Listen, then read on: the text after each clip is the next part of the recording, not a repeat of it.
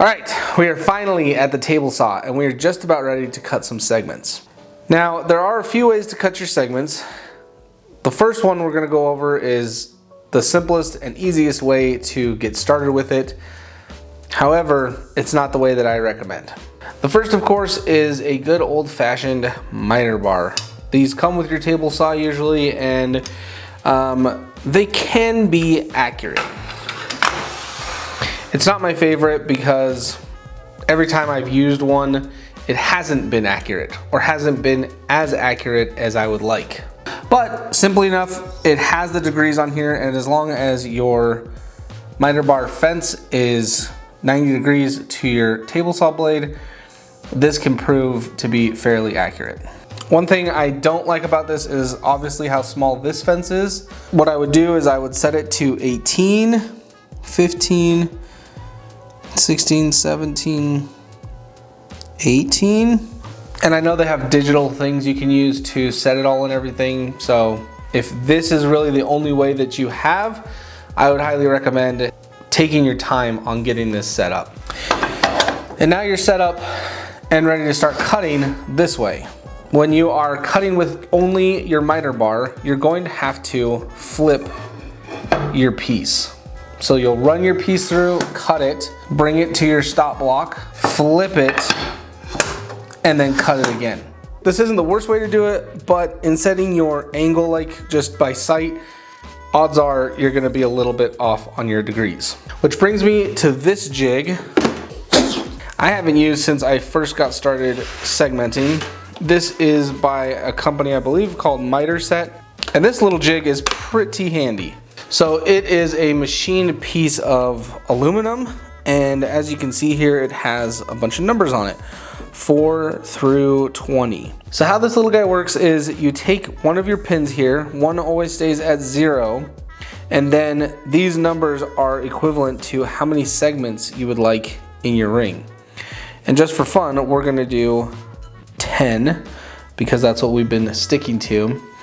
Then you take your miter bar, miter gauge, and you put it in there like that, and you simply just slide it up, and that will accurately set the angle that you need for the segments that you want. And we can see if we look closely, this is set to 18 degrees on there. This is a great little set. I used it for a long time when I first got started in segmenting, and it did pretty well. I did find other ways to do my segmenting that I personally enjoy a lot more, and I find that it gives me more accuracy and is more efficient in my cutting. So let's move on to that. So moving on from that, this is the system that I have found works the best for me. This is called a WEDGIE sled, and it allows you to make segmented cuts more accurately and quicker. To make this sled work efficiently, you need something called wedgies, and these are cut pieces of HDPE that are set to the angle that you need to cut your segments. Really quick, I will go over how to set this up and show you how it works. I do have a few videos here on my channel that go into a little more depth on how to use this and why you want it. So we're sticking with our theme of 10. I want 10 segments in my ring. I'm going to take my wedgie and put it in between my fences. I often reference the edge of the sled because I know that this edge is parallel with my blade. Then all you do is you take your fences and you line them up with your wedgie and tighten them down. Nice and secure. If you can move your wedgie inside your fences like this, you know that your fences are wrong. You should be able to push your wedgie all the way up, give it a shake, and hear nothing. So now that these are set, this is my angle that I'm going to stick with to get 10 segments out of my wood. When you go to cut your segments, you're going to take your piece of wood that you have ready, and you're gonna start on the inside fence, inside of the triangle. You're going to make your cut. You're going to have your stop block set to whatever the calculator said to set your distance from the blade is. Make your cut and move your piece of wood over to the front of the sled. You're going to be referencing the same side of the wood for every cut, and that is something that makes this sled very accurate. So cut, bring it up, bring it to your stop block, cut, bring it back, bring it over to your stop block, cut. It's as simple as that. I am going to be showing you guys this when we start cutting segments, and it'll all make a lot more sense to you. A little bit of transparency, I do make and sell these wedgie sleds as a full set on my Etsy page. If you're interested in these, swing by there and check them out. I also sell all the wedgies on my Etsy, and you can get them from 6 to 32. But this is going to be the main way we're going to cut our segments. So let's get our actual stop block dialed in and get to cutting. Okay, I have my cheat sheet here. Number of segments 10, ring diameter 8, degrees 18, segmented length. This is what's important right here. 2 and 11/16. So now we're going to set our stop block 2 and 11/16, which I believe is right there. 9, 10, 11. I'm not super concerned with it being dead on 11/16 because honestly, I just want to get close to an 8-inch diameter. And as far as I understand it with this calculator, that's exactly what it's going to do. It's going to give you a little bit of fudge room, so that way when you turn your bowl, it should be around an 8-inch diameter bowl. And this is what a full wedgie sled setup looks like. This is what I sell on my Etsy. You get this, this, and this. I'm not going to go over everything about it, just because I have a full video already dedicated to this. It's linked down below. Check it out after you watch this video. Real quick, a couple of tips for when you're cutting using this sled. Like I already said before, you want to make sure you're referencing the same side of the wood every time. I like to hold it like this, making sure that I'm applying enough pressure towards the front and enough pressure towards the back, and try to keep that consistent on each fence. Pressure in the front, pressure in the back. Your stock should be flat and square, like I mentioned before, and keeping the constant pressure will just allow you to get very nice, crisp cuts. You also might want to consider switching out your blade to a high tooth count blade or even a cross cut blade, because obviously we're going to be cross cutting this grain, and that'll just help you avoid tear out. First thing we're going to do is take a cut off of the edge. You don't want this edge to stay straight, so make sure you just do a sacrificial cut right here on the edge, and then we can get started.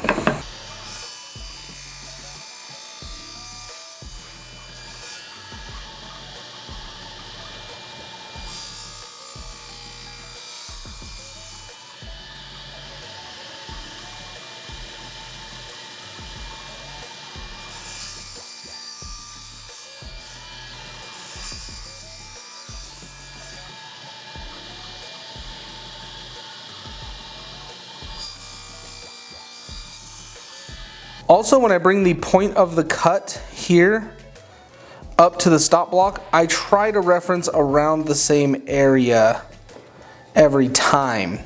That way, if it is slightly slanted one way or the other, I won't get any deficiencies in my segments. So I'll reference here, and then after that cut, I'll bring it up and reference towards the front as well, and just try to hit this same spot every single time. Now it's about to get a little bit dicey here because you can see I'm running out of spaces to put my hands. I want to stay as far away from the blade as I possibly can. So I'll switch to using one hand and just make sure that your grip is very good on this piece. If you get to a point where your piece is this small and you aren't feeling comfortable running it through there, just put it aside. It's not worth the risk. I am fine cutting it this short and even shorter. So just remember, your safety is your own and know your limits.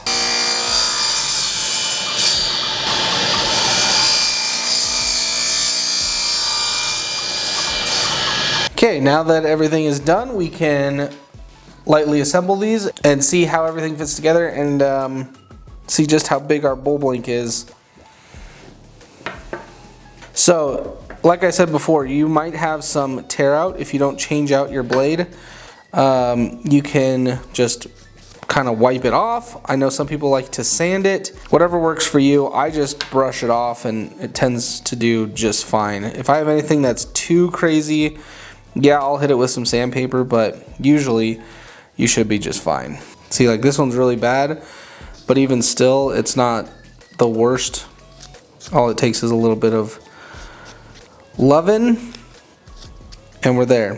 1, 2, 3, 4, 5, 6, 7, 8, 9, 10 segments there. Then what I like to do is grab a rubber band and put that right around it. It's gonna take some finagling. There we go. That is looking really good. And real quick, let's check the diameter on this. Edge to edge, you're looking at 8 inches 11/16 roughly, which is just what we wanted, because if you look, we are perfect for anywhere in between an 8-inch diameter bowl. It gives you enough space on this side, and it gives you enough space on this side to turn. So that is exactly what we're looking for. So let me just point that out real quick. The calculator is not going to give you an 8-inch diameter bowl blank. It's going to give you a bowl blank that you can then carve down to an 8-inch diameter bowl. Now that we've got this first ring done, we can do 2 more, and we know that they're going to work and come out nice and neat. So let's get those 2 done.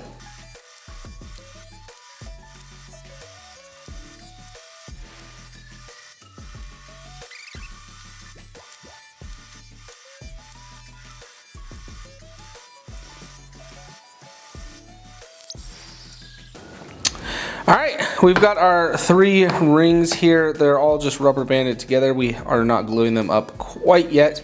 They all look really good. The joints are nice and tight, and I don't think we're gonna have any problems gluing these things up at all. So before we glue these up, I'm going to get my measurements for the base. That way, while I'm gluing up the rings, I can also glue up the base, and it's just a big glue party. I don't have to worry about going back and forth. The nice thing and the unintentional thing is that this is looking like I will just need to glue 2 of these together, so I can cut this in half and glue it together, because it is just, I think, over half of my bowl blank, so that's perfect. If you are worried about gluing these big pieces together and them warping or whatever, you can always cut them into strips and glue all those together and then make your base out of that. An easy way to get a measurement for your base is to just put your ring on top, put it to one of the edges of the board, and then just mark a line. Also, with the mark that you just did, don't cut directly on that line. Cut just on the other side of it. That way you have just a little bit of wiggle room. It's always better safe than sorry. So I'm going to be using my wedgie sled as my straight cut sled, because I know that first off, this is parallel to the blade, and all I have to do is bring my fence somewhat 90 to the blade, because this doesn't have to be exactly perfect, but yeah, this is another great little feature of this style of wedgie sled.